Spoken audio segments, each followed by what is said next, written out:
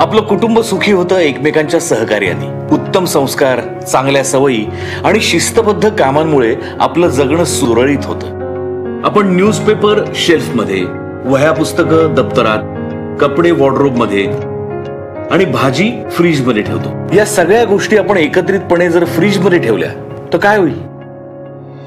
प्रत्येक गोष्टीची एक विशिष्ट जागा आहे. कचऱ्याच्या बाबतीत ही सवय का लावून घेत नाही? ओला कचरा, सुका कचरा, घातक कचरा एकत्र टाकल्यामुळे आपल्या शहराचं काय होईल? ओला, सुका आणि घातक कचऱ्याचं वर्गीकरण करूया.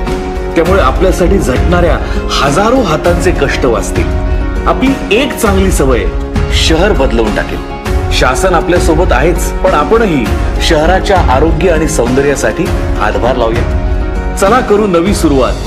अस्वच्छतेवर करू मात.